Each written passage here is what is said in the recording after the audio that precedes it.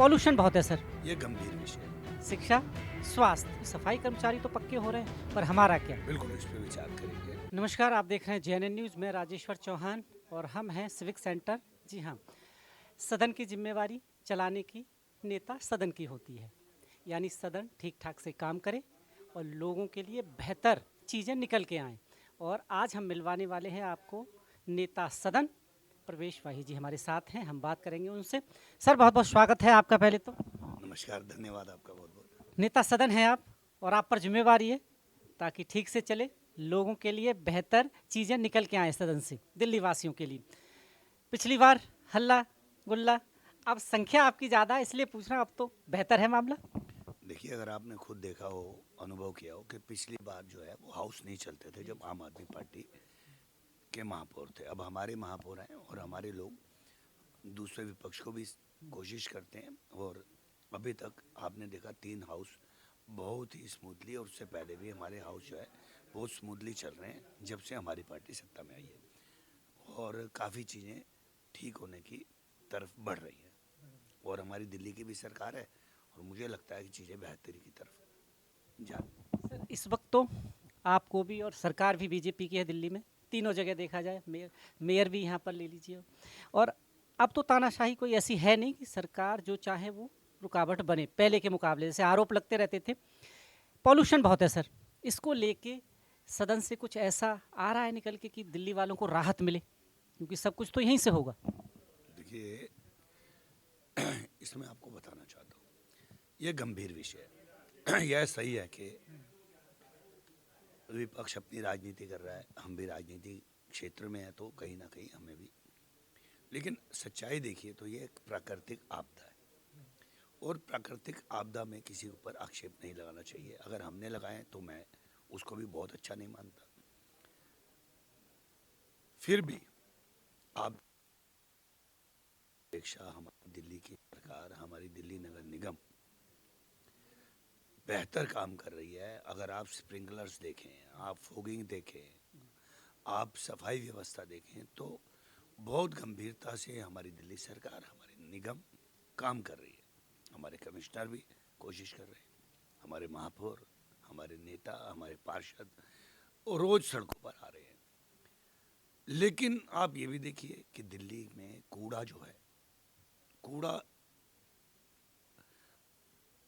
15 metric ton जो है वो उत्पन्न हो रहा है। उसका निस्तारण भी हम कर रहे हैं, लेकिन कूड़ा कहाँ जाएगा?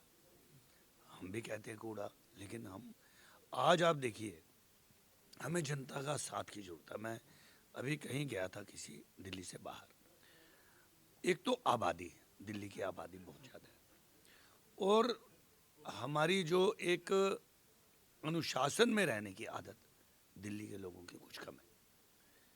अगर हम इस पे कड़े नियम लागू करते हैं तो भी जनता परेशान होती है। तो मैं आपके इस चैनल के माध्यम से जनता से भी हाथ जोड़ के रिक्वेस्ट करना चाहता हूं कि इसमें हमारा साथ दें।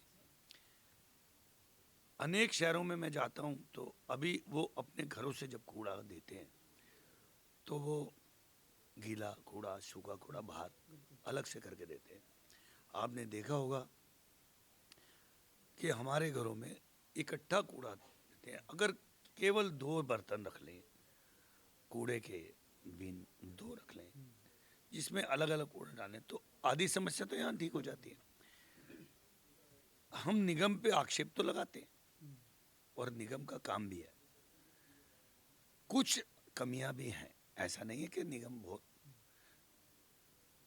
100% ठीक है, लेकिन फिर भी जनता का हमें साथ की आवश्यकता है। आपने पूछा कि अपनी पोल्यूशन के लिए, तो पोल्यूशन में गाड़ियों पे बैन, ज़्यादा से ज़्यादा इलेक्ट्रिक व्हीकल आए। अभी दिल्ली की सरकार बहुत अच्छी योजना ला रही है हमारे पब्लिक व्हीकल यूज़ करने के लिए।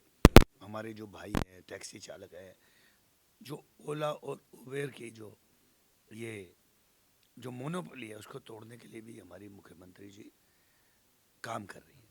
जिससे कि अभी मैं, आपने कल भी देखा होगा, मैंने कल ही अखबार में पढ़ा, जो बहुत अच्छा काम है कि जो हमारे टैक्सी वाले भाई हैं, जो हमारे ओला के जो लोग हैं, उनके एक तो रेट ज़्यादा है। तो जब जनता को कम दाम में जो यात्रा करने का सुलभ होगा, मेट्रो ने बहुत ज़्यादा इसको कवर किया है, तो मुझे लगता है कि इन चीज़ों से हम निजात पा सकेंगे। हमारे केंद्र सरकार ने KMP बनाया, हमारे UR2 बनाया, और भी सड़कें बन रही हैं, इसका भी हमें लाभ मिल रहा है। सर एक सुप्रीम कोर्ट का भी बयान आया है। सुप्रीम कोर्ट ने कहा है कि MCD टोलों को फ्री कर देना चाहिए। जो जाम लगता है लंबा लंबा, उससे भी पॉल्यूशन हो रहा है। क्या इस पर विचार किया जा रहा है? MCD इस तरफ जा रही है कि जब तक पॉल्यूशन है इनको फ्री किया जाए? बिल्कुल इस पर विचार करेंगे, करना चाहिए। और जो अपनी सुप्रीम कोर्ट है, उन्होंने भी इसको संज्ञान में इसीलिए लिया है कि हर चीज़ को दुरुस्त करने की कोशिश की जाए। मैं तो चाहूँगा कि केंद्र सरकार से भी और दिल्ली सरकार से निवेदन करूँगा, हालांकि हमारी अपनी सरकार है अभी, क्योंकि ये समस्या जब आती है, कहते हैं ना कि necessity is the mother of invention, तो अभी एक ज़रूरत आन पड़ी है। तो मैं चाहूँगा कि जो सब्सिडी है वो इलेक्ट्रिकल वाहनों पे और बढ़ाई जाए, जिससे कि इलेक्ट्रिक वाहनों की तरफ जो है लोगों का रुझान हो और पोल्यूशन जो है और कम हो। इन सब चीज़ों पे पूरी तरह गंभीरता से विचार भी किया जा रहा है। आप देखोगे कि हाँ, यह ज़रूर है कि ये प्राकृतिक आपदा है, एक मौसम की मार है। जो धुआं है वो एक मैदानी इलाकों में आप देखेंगे, पूरी दिल्ली नहीं, यूपी, हरियाणा और निकट के राज्यों में भी इस समस्या का जो है वो ज़्यादा हो गई है। इसको दूर करने के लिए हम सब मिलकर, पूरे देश मिलकर, पूरे नागरिक मिलकर इससे ज़रूर निजात पाएंगे, ऐसी मुझे विश्वास है। सर नया साल आ रहा है, सदन से लोगों के लिए कुछ राहत पैकेज या कुछ इस तरह के बिल, या जो उनके लिए बहुत समय से चल रही है, मांग बहुत सारी हैं, आपके सामने होंगी। नए साल में कुछ ऐसा होगा, सदन से निकलेंगे, लोगों को राहत मिलेगी?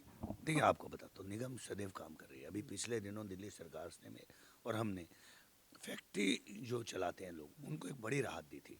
उसमें क्या था कि जो लाइसेंस है, जो लाइसेंस फीस है, इंस्पेक्टर राज को ख़त्म करने के लिए, उसको उनकी दिक्कतों को दूर करने के लिए मोदी जी के ईज़ ऑफ डूइंग बिजनेस और हमारी रेखा जी जो हमारी CM है, उनके कहने पे हमने जो फैक्ट्री लाइसेंस है, केवल मात्र 5% जो है वो प्रॉपर्टी टैक्स एक्स्ट्रा जमा कराने पे हमने वो किया। लोगों ने बहुत सराहा, फैक्ट्री वालों ने हमारे स्वागत किया, हमारा अभिनंदन किया, बहुत ज़्यादा उन्होंने इसका थैंक्स कहा।